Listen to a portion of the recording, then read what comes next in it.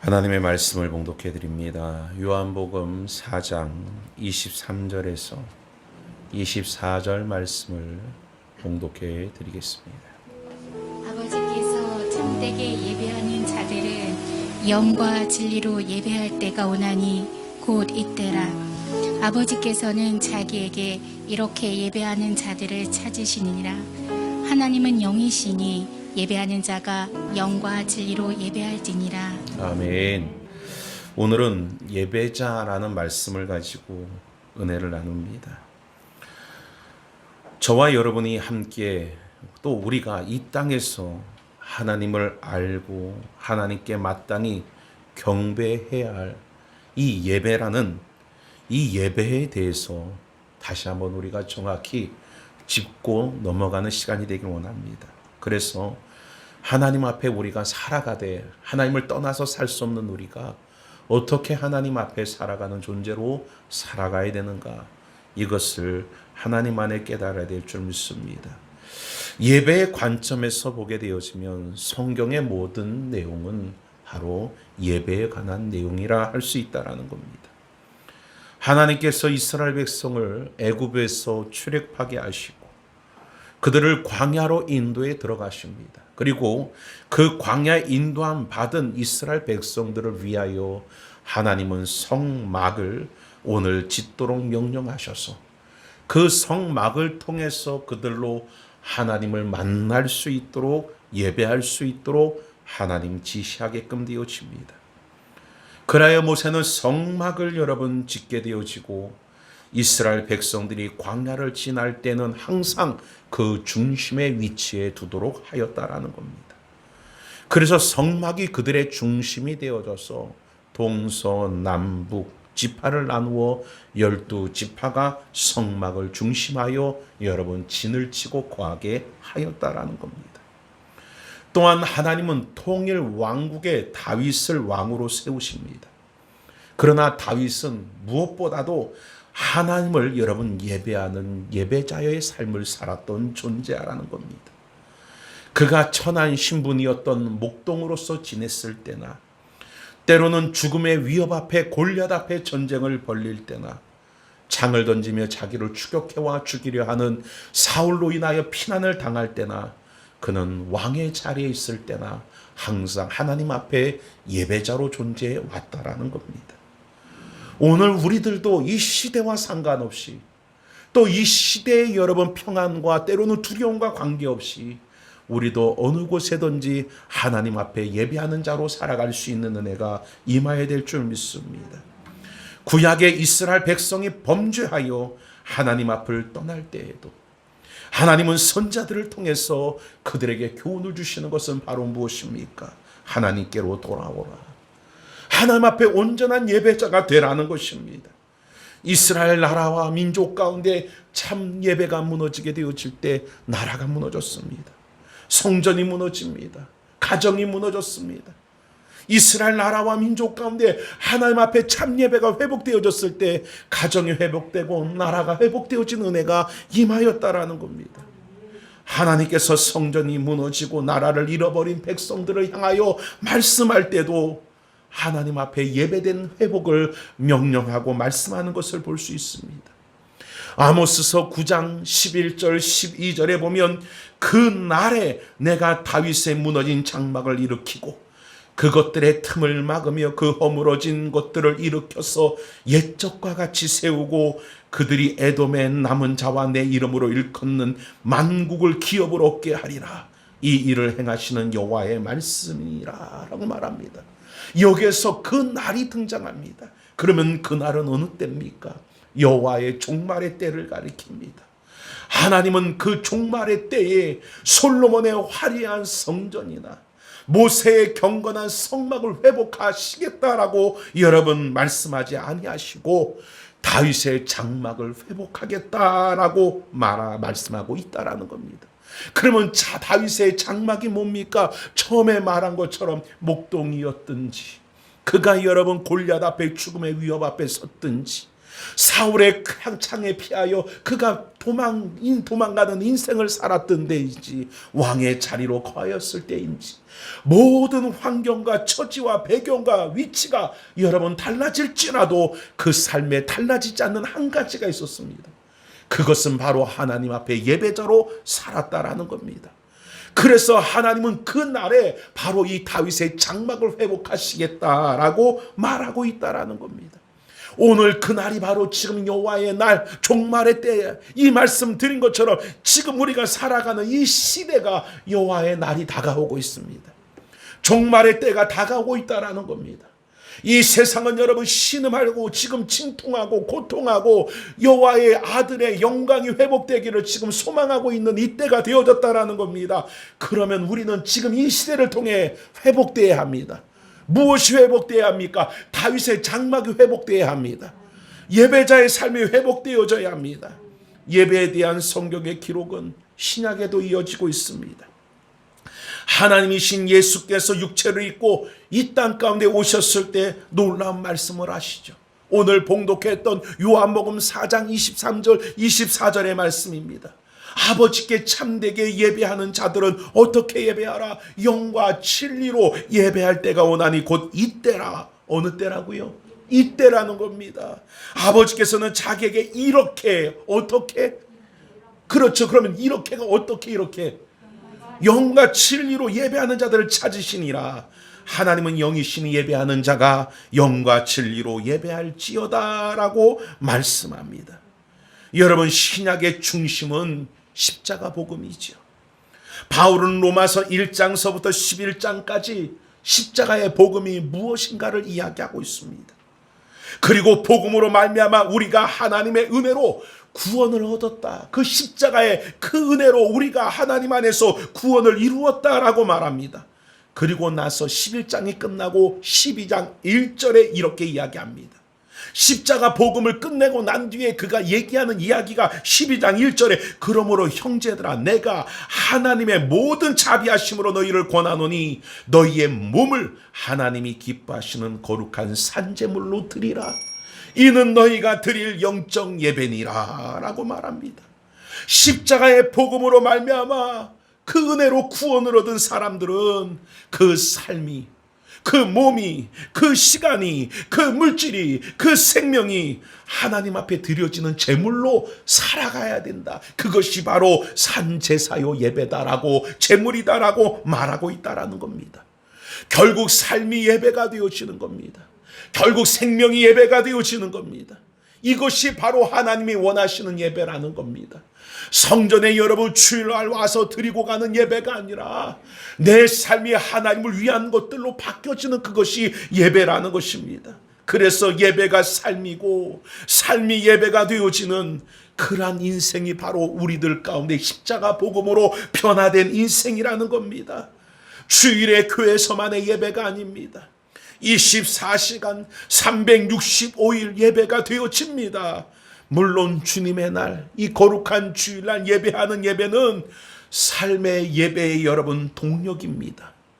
동력이 있어야 차가 움직이고 동력이 있어야 비행기가 날아가듯이 바로 이 주일날 드려지고 우리가 정하여진 이 예배의 시간이 우리가 삶의 예배를 드릴 수 있게끔 만드는 동력이라는 거예요. 근원이라는 것입니다. 우리의 몸은 여러 신체 기관으로 구성이 되어져 있습니다.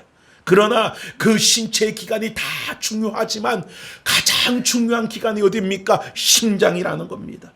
심장으로 말미암아 그 심장이 펌프질을 하고 그 심장이 그 펌프질로 각 기관에 그 혈류를 그 피를 공급하고 산소를 공급함으로 이 몸이 생존하고 살아갈 수 있게끔 되어진다라는 겁니다. 때로는 여러분 신체의 일부분이 사고로 사라지는 경우가 있습니다. 때로는 쓸 수 없게 되어지는 경우도 생길 수가 있습니다. 하지만 심장만큼만은 결국 여러분 사라지거나 멈춰서는 안 된다라는 거지요. 왜요? 결국 심장이 없거나 심장이 죽어버리면 다른 신체 모두 결국 같이 죽어버리고 마는 겁니다. 그러기에 우리의 삶 속에 심장만큼 중요한 것이 바로 뭡니까? 예배라는 겁니다. 예배가 살아있으면 그 예배를 통해서 동력을 얻어 삶의 예배를 이루어갈 수 있습니다. 삶의 예배를 이뤄가는 그 삶 속에 세상을 이기는 놀라운 역사가 은혜 가운데 임하게 되어지는 줄 믿으시길 바랍니다. 예배가 예배답지 못하고 영과 진리의 예배가 되어지지 못하면 신앙의 자체가 여러분 점점 무너져가고 생명력이 점점 약하여져서 갈 수밖에 없다라는 겁니다. 형식은 남아있고 외식은 존재하는 그런 종교 생활은 할 수 있지만 하나님을 느끼며 하나님을 경험하며 하나님의 여러분 그 말씀을 그 가운데 여러분 듣는 그런 살아있는 신앙은 여러분 살아갈 수 없습니다. 하나님이 예배를 통해서 주시는 풍성한 은혜를 경험하고 그 은혜 속에서 감격하며 감사하며 기대하며 소망하며 살아가는 그 삶을 살아갈 수 없다라는 것입니다. 예배가 얼마나 좋은 것입니까? 예배는 하나님의 임재를 경험하는 그러한 여러분 은혜의 시간입니다. 예배는 하나님의 능력과 하나님의 권능과 하나님의 치유를 경험하는 시간입니다. 예배는 여러분 잠자는 영혼을 깨우는 시간이고 예배는 자신의 죄된 모습을 발견하고 예수의 십자가를 의지하고 바라보게 되어지고 옛사람이 그 십자가에 못 박히게 되어지는 그것이 바로 예배라는 것입니다. 예배를 통해 우리의 모든 삶의 인도가 이루어지고 공급이 이루어지는 것이 예배라는 것입니다. 참된 예배를 드리는 사람은 예배의 여러분 맛을 알게 되어집니다. 오늘날 사람들이 예전과 같이 그러한 삶을 살아가지 않아요. 예전에는 절대적인 빈곤들이 이 나라 이 민족 가운데 있기 때문에 예전의 삶 속에는 맛집, 맛 이런 것은 관계가 없습니다. 그냥 먹으면 감사해요. 먹을 수 있으면 감사해요. 굶지 않으면 감사해요. 그랬던 시절이 있어요. 그래서 인사도 이 나라가 얼마나 가난했으면 아침에 인사할 때 진지 드셨습니까? 이게 일상화되어졌어요. 밤새 안녕히 주무셨습니까? 밤새 안녕하지 못하고 여러분 죽는 사람이 많았고 아침을 굶는 사람, 밥을 굶는 사람이 태반이라서 인사가 여러분 진지 드셨습니까? 근데 지금 이 시대 속에 진지 드셨습니까? 그러면 이게 무슨 말이야? 못 알아먹지 않습니까? 지금은 여러분 배를 채우는 그런 시대가 지났어요. 지금은 여러분 무엇입니까? 전부 미각이 여러분 살아있어서 맛집을 찾고 있습니다. 그래서 조금 더 맛있는 게 무엇일까? 그래서 아이들을 보면 먹방 투어 해가지고 여행을 가도 먹방 여행을 간답니다. 예전에는 좋은 곳을 보러 갔는데 지금은 좋은 곳을 보러 가는 시대가 아니라 좋은 것을 먹으러 가는 시대입니다. 그래서 그것을 먹을 때 너무 좋아서 여러분 어쩔 줄 몰라 하고 기뻐하는 모습을 밖에 보게 되어집니다. 오늘 여러분 우리 교회가 맛집입니다. 예배가 맛있는 집입니다. 아닌가 봅니다. 예배를 여러분 그 가운데 예배의 맛을 아는 자는 말씀의 진리의 맛을 아는 사람은 예배가 사모되어지고 오늘 그 예배가 사모되어지는 그 삶 속에서 하나님의 은혜를 경험함으로 감격하게 되고 감사하게 되고 기뻐하게 되고 찬양하게 되고 경배하게 되고 하나님의 중심의 삶을 살아가게 되어지는 역사가 그 삶 속에 임하게 되어지는 줄 믿습니다. 우리가 회복되어야 될 것이 있습니다. 나라가 경제가 때로는 여러 가지 지금 이 코로나 사태로 인하여 다시 일상의 환경이 회복되어져야겠지만 무엇보다도 믿는 자들은 이 계기를 통해서 예배가 회복되어야 될 줄 믿습니다. 아담과 하와가 죄를 짓고 타락하고 난 다음에 잃어버린 축복이 뭡니까? 아담과 하와가 에덴 동산을 잃어버리는 그런 여러분 축복을 잃어버리는 일을 경험했습니까? 아니요, 그것보다 더 중요한 축복을 잃어버렸습니다. 그것은 다른 것이 아니라 하나님과 동행하는 삶을 잃어버린 겁니다. 하나님과 함께하는 삶을 잃어버린 겁니다. 하나님의 생명 안에 거하는 삶을 잃어버린 것이 가장 큰 불행이요 저주였다라는 것입니다.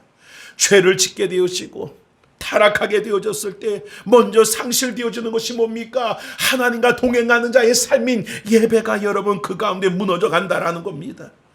오늘 이 시대가 전부 여러분 육이 되어져서 점점 예배의 삶이 무너져 가고 있지는 않습니까? 그것이 풍조가 되고 그것이 오늘날 유행이 되고 그것이 흐름이 되어지니 나도 그 흐름에 맞춰 그 풍조에 맞춰 그 예배가 삶이 되어지지 못하는 예배의 동력이 되어지는 그 예배조차도 무너져 가고 있지는 않습니까? 오늘 우리의 삶 속에 여러분 점점 내가 타락되어지는 모습이 바로 무엇입니까? 예배의 자리가 귀찮아지는 겁니다. 예배의 자리가 여러분 재미없어지는 겁니다. 예배의 자리를 피하고 싶습니다. 이것이 바로 우리가 타락되어 가고 있는 것입니다. 세상의 즐거운 자리를 찾고 있습니다. 세상에 여러분 맛있는 자리를 찾고 있습니다. 세상에 여러분 그 가운데 좋은 자리를 찾고 있습니다. 그런데 점점 오히려 예배의 자리는 피곤합니다. 귀찮습니다. 때로는 여러분 그 가운데 그 모든 것들이 여러분 마음이 가지 않게끔 되어진다라는 겁니다. 맞아요. 아담과 하와가 죄 가운데 타락하고 나니 나타나는 현상이 뭡니까? 하나님의 낯을 피하여 숨게 되어지는 것처럼 우리의 영혼이 점점 상실되어져 가고 병들어가고 타락되어지는 증거가 바로 이처럼 점점 하나님 앞에 예배하는 삶의 동력이 되는 예배의 자리를 피하고 있다라는 것입니다. 성경의 마지막 책인 요한계시록도 예배에 대하여 말합니다. 요한계시록 5장에는 인류의 역사의 주관자이신 예수에 대한 천상의 예배를 기록하고 있어요. 하나님의 나라의 예배를 기록하고 있어요. 5장 7절부터 보면 그 어린 양이 나와 보좌에 앉으신 이의 오른손에 두루마리를 취하니라. 그 두루마리를 취하심에 내 생물과 24장로들이 그 어린 양 앞에 엎드려 각각 검은고와 향이 가득한 금대접을 가졌으니 이 향은 성도의 기도들이라. 그들이 새 노래를 불러 이르되 두루마리를 가지시고 그 인봉을 떼시기에 합당하시도다. 일찍이 죽임을 당하사 그 족속과 방언과 백성과 나라 가운데 사람들의 피로 사서 하나님께 드리고 그들로 우리 하나님 앞에 나라와 제사장들을 삼으셨으니 그들이 땅에서 왕노릇하리로다 하더라. 내가 또 보고 들음에 보좌와 생물들과 장로들을 둘러서 많은 천사의 음성이 있으니 그 수가 만만이요 천천이라. 그 큰 음성으로 이르되 죽임을 당하신 어린 양은 능력과 부와 지혜와 힘과 존귀와 영광과 찬송을 받으시게 합당하도다 하더라. 또 내가 들으니 하늘 위에와 땅 위에와 땅 아래와 바다와 그 바다 위에와 또 그 가운데 모든 피조물이 이르되 보좌 위에 앉으신 이와 어린 양에게 찬송과 존귀와 영광과 권능을 세세토록 돌릴지어다 하니 내 생물이 이르되 아멘 하고 장로들이 엎드려 경배하더라. 결국 무엇을 말합니까? 모든 천지 만물, 오늘 그 모든 것들이 여호와의 보좌 가운데 앉으신 어린 양 앞에 존귀와 영광과 찬송과 경배를 드리더라는 겁니다. 오늘 창세기부터 요한계시록은 예배의 모든 역사를 보여주고 있다라는 겁니다. 성경은 예배로 시작하여 예배로 끝마치고 있다 해도 과언이 아니라는 것입니다. 그러면 왜 하나님은 이와 같이 예배를 중요시 여깁니까? 왜 하나님은 이와 같이 예배를 중요시 강조합니까? 오늘 여러분, 하나님은 이처럼 예배를 중요시 여기시고 강조하는데 하나님 안에서 새롭게 피조물된 여러분들은 예배에 대한 중요성을 모르고 있지는 않습니까? 예배에 대해서 중요하게 여기지 않고 있지는 않습니까? 예배는 하나님과 하나님의 형상 그 모양대로 지음을 받은 사람들에 대하여 창조의 목적이 담겨 있는 겁니다. 사람은 여러분 왜 지음을 받았느냐? 하나님을 예배하기 위하여 지음받았다라는 겁니다. 이사야서 43장 21절에 이 백성은 내가 나를 위하여 지었나니. 할렐루야. 우리는 누구를 위해 지음받았어요? 하나님을 위해 지음받은 존재라는 거예요. 여러분의 즐거움을 위해 지음받은 존재가 아니에요. 여러분의 기쁨을 위해 존재하게끔 지음받은 존재가 아니라 하나님을 위하여 지음받았다라는 거예요. 그러면서 예사야는 말하기는 뭐라 말하느냐? 따라합시다. 나를 찬송하게 하려 함이니라. 무엇 때문에 지음받았다고요? 하나님을 찬송하는 자로 지음을 받았다라는 겁니다. 에베소서 1장 11절에서 12절에도 모든 일을 그의 뜻의 결정대로 일하시는 이의 계획을 따라 우리가 예정을 입어 그 안에서 기업이 되었으니 12절에 이는 우리가 그리스도 안에서 전부터 바라던 그 영광의 찬송이 되게 하려 함이라. 우리가 왜 여러분 택함을 받았느냐? 왜 구속함을 받았느냐? 그의 영광이 되고 그의 찬송이 되게끔 하시기 위하여, 그래서 우리를 통해서 하나님이 기쁨과 영광을 얻기 위하여 우리를 여러분 택하셨다라는 겁니다.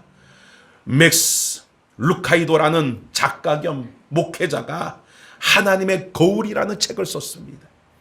그 내용을 보게 되면 거울이 태양의 빛을 받아 반사하는 것처럼 우리가 하나님을 예배하게 되어질 때에 하나님의 영광의 빛이 우리를 통하여 세상 가운데 어둠을 몰아내게끔 되어진다고 말합니다.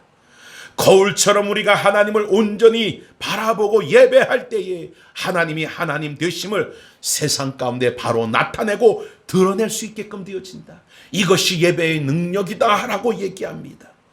하나님의 사람들이 하나님께 예배하기 시작할 때에, 삶이 예배가 되어질 때에 이 세상은 변화되어집니다. 하나님의 사람인 우리가 하나님 앞에 예배하는 자가 되어지고 하나님 앞에 여러분 참 예배를 드리는 인생을 살아가고 삶이 예배가 되어지면 가정이 변화되어집니다. 할렐루야. 왜 우리의 가정이 변화되지 못합니까? 우리가 여러분 하나님의 성전 안에서만 예배자가 됐기 때문입니다. 삶이 예배하는 자가 되어지면 가정이 변화받습니다. 삶이 예배하는 자가 되어지면 우리의 여러분 나라와 민족도 여러분 변화되어지는 역사가 은혜 가운데 임하게 되어지는 줄 믿습니다. 가장 좋은 예가 여러분 다윗이지요. 다윗은 목동으로서 성장합니다.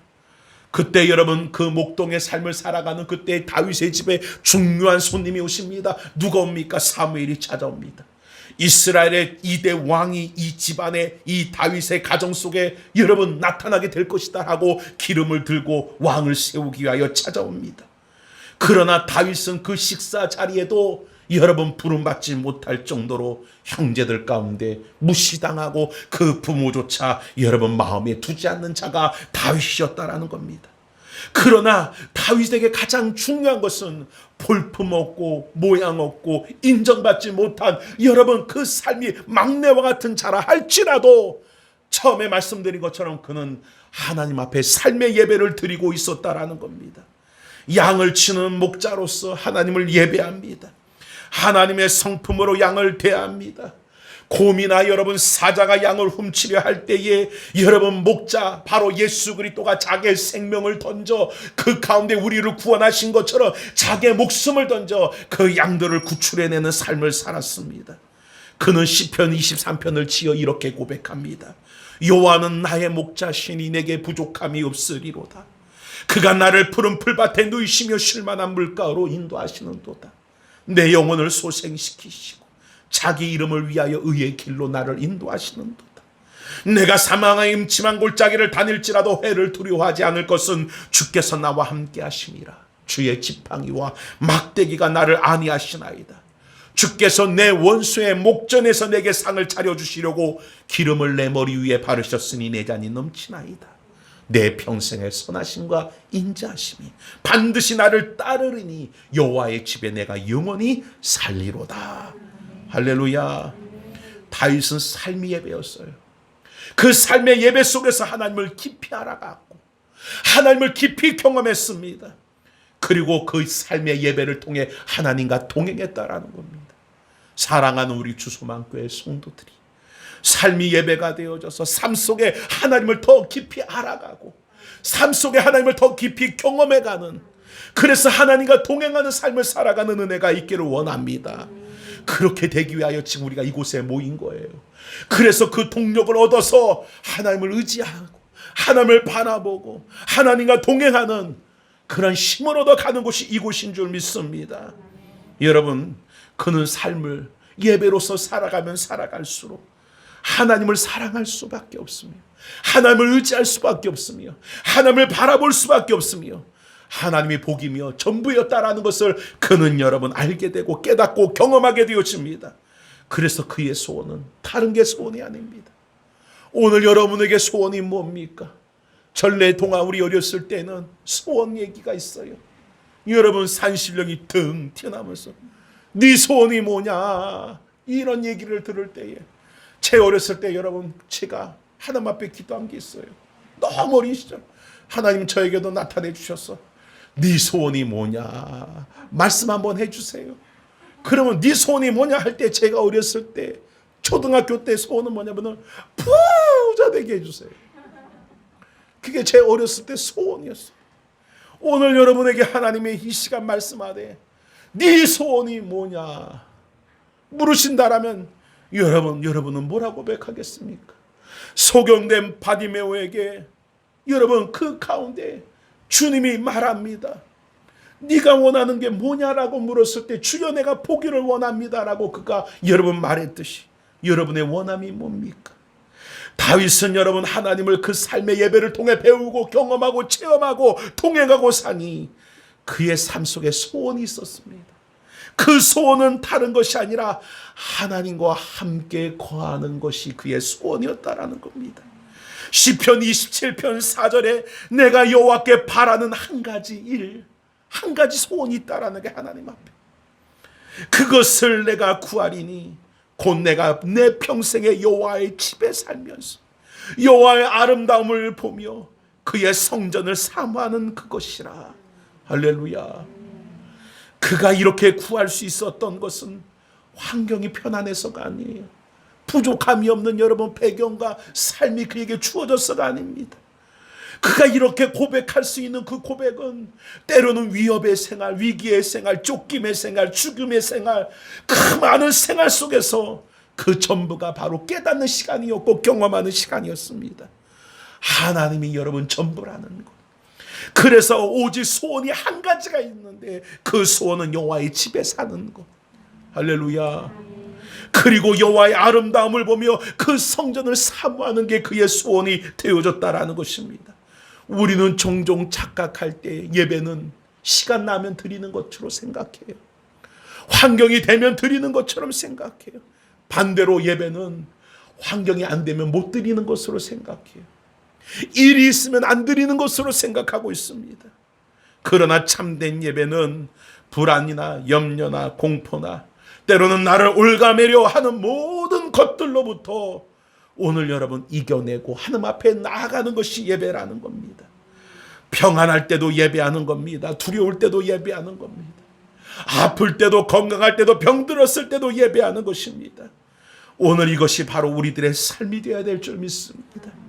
예배는 하나님의 영광의 빛을 나타내고 하늘의 권능으로 세상에 썩어질 것들을 여러분 끊어내는 역사가 일어나는 것이 예배라는 겁니다. 그래서 예배를 참된 예배를 참 예배를 드리게 되어지면 우리의 가치관이 바뀝니다. 우리의 목표가 바뀝니다. 우리의 소망이 바뀝니다. 이게 바로 참 예배의 능력입니다. 이곳에 와서 이 예배 처소에 와서 우리는 바로 참 예배를 배우는 겁니다. 그래서 이 땅 가운데 가치관이 바뀌고 목적이 바뀌고 소망이 바뀌어서 이 세상에 우리를 묶고 있는 것을 끊어버리고 풀어버리고 믿음으로 여러분 하나님 앞에 삶의 예배를 드리며 살아가는 존재로 쓰게 되어진다는 겁니다. 오늘 이러한 하나님이 기뻐하는 예배자가 되는 것이 바로 예수 그리스도의 은혜인데 사단은 이런 것들을 행하지 못하도록 회방하고 미혹하고 협박하더라는 겁니다. 그래서 결국 우리의 삶이 우리를 위하여 자신을 위하여 삶이 내 주인이 되어져서 결국 내 기쁨, 내 만족, 내 쾌락, 내 즐거움 이것을 위하여 여러분 충동질하는 것이 사단의 역사라는 겁니다. 여러분 결국 이러한 삶은 하나님을 예배하는 삶이 아니라 자신을 예배하는 삶이요 결국 사단을 예배하는 삶이 되어줄 수밖에 없다라는 것을 기억하길 원합니다. 창세기 4장에 우리는 충격적인 사건을 기억합니다. 인류 최초의 살인사건이 일어났지요. 그 사건은 다른 사건이 아니라 가인과 아벨 그 형제 사이에 살인사건이 발생이 되어집니다. 그 사건의 내용을 보게끔 되어지면 그 이유는 예배 때문이었습니다. 뭐 때문에 살인사건이 일어났다고요? 돈 때문에요? 아니요. 예배 때문에 제사 때문에 일어난 점이라는 겁니다. 가인의 제사와 아벨의 제사를 보면서 우리는 분명히 한 가지를 깨달아야 합니다. 예배라고 다 하나님 받으시는 예배가 아니라는 겁니다. 하나님이 원하시는 예배가 있다라는 겁니다. 그러게 우리는 하나님이 원하시는 예배를 드릴 수 있는 자가 되어져야 된다라는 겁니다. 그러면 왜 하나님은 가인의 제사는 예배는 하나님 원하지 않으시고 아벨의 제사 그 예배만 원하셨겠습니까? 그 단서를 히브리서 11장 4절에서 찾아볼 수 있는데 믿음으로 아벨은 가인보다 더 나은 제사를 하나님께 드림으로 의로운 자라 하는 증거를 얻었으니 하나님이 그 예물에 대하여 증언함이라. 그가 죽으셨으나 그 믿음으로 지금도 말하느니라 라고 말합니다. 그러면 결국 가인의 제사와 아벨의 제사의 차이가 뭐냐? 믿음으로 드려진 거라는 거예요. 가인은 믿음이 아닌 것으로 드려졌고 아벨은 믿음으로 드려졌다라는 겁니다. 그러면 믿음으로 제사가 드려졌다라는 내용이 뭡니까? 이 부분을 우리가 정확히 알아야 합니다. 가인은 하나님과 여러분 그 가운데 교제가 없었던 것이 아닙니다. 그가 가인이 하나님을 믿지 않은 것도 아닙니다. 제사하는 것을 보면 그도 하나님과 교제하고 믿었던 것을 알 수 있다라는 것입니다. 자, 아담과 하와가 범죄한 이후에 결국 모든 사람이 죄를 범하였기 때문에 하나님의 영광에 이르지 못하게 되어졌습니다. 그런데 하나님은 그렇게 여러분 하나님의 영광에 이룰 수 없는 그런 상황 속에 한 길을 열어놓으셨습니다. 그것은 다른 길이 아니라 바로 예수 그리스도의 피로 하나님 앞에 나아갈 수 있는 길을 열어주셨습니다. 그래서 그 길을 여러분 열어주신 하나님께서 결국 장차 오실 죄인을 구속하실 예수에 대한 믿음으로 바로 그 예표로 어린 양을 잡아서 하나님 안에서 제사함으로 하나님 앞에 나아감을 그 가운데 허락해 주셨다라는 겁니다. 이것이 인류를 구원하기 위한 하나님의 계획이었습니다. 하나님께서 이미 이 사실을 아담과 하와에게 말씀하셨고 아담과 하와는 그 말씀하신 그 말씀 가운데 피의 제사 바로 어린 양을 잡아드리는 바로 여러분 그 제사를 드려왔었을 것입니다. 하나님께서 예배할 때 우리의 죄와 허물을 가릴 수 있는 제물을 잡고 그 피를 흘리게 하셨다라는 겁니다. 예수 그리스도의 표상으로 하나님은 바로 그 양을 잡도록 하셨다라는 겁니다. 히브리서 11장 4절에 믿음으로 아벨은 이란 말은 결국 아벨은 바로 이와 같이 하나님의 말씀을 기억하고 그 말씀 속에 어린 양을 잡아서 피의 제사, 그 제사를 드렸다라는 겁니다. 하나님이 원하시는 여러분 그 가운데 제사를 드렸다라는 겁니다. 그러나 가인은 바로 그 피를 의지하고 그 생명을 여러분 통하여 하나님 앞에 나아감의 그 진리를 묵살한 채에 자기가 원하는 제사를 드렸다라는 겁니다. 오늘도 우리는 이 자리에 무엇을 의지하여 예배합니까? 그냥 여러분 의지함 없이 나와서 형식과 습관이 되어지고 여러분 그렇게 의지하지 없이 예배하고 있습니까? 아니면 오직 하나님이 우리 가운데 구원의 길을 열어놓으신 예수 그리스도의 그 대속의 은혜 그 피를 의지하여 이 시간 하나님 앞에 나와 예배하며 그 하나님께서 우리 가운데 주시고자 하시는 은혜를 누리기를 원하는 사모하는 마음으로 우리 가운데 왔습니까? 오늘 우리 주소망교회가 형식과 습관에 매여서 오늘 여러분 예배를 드린 것으로 족한 자의 삶을 살아가는 자가 되서는 안 됩니다.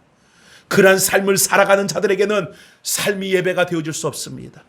이 예배를 통해서 죄인됨에도 불구하고 그 피를 의지하여 하나님 앞에 나와 그 하나님 우리 가운데 주시는 그 은혜를 사모하고 그 은혜를 받아 누리고자 소망하는 자가 되어질 때에 하나님 예배를 통해서 우리를 깨닫게 하시고 은혜를 주시며 하나님의 그 은혜를 인하여 하나님을 찬양하며 기뻐하며 다윗과 같이 오직 하나님 한 분을 구하는 삶을 살아가게끔 만들어서 결국 삶이 예배가 되어지는 놀라운 축복을 이루게 되어지는 줄 믿으시길 바랍니다.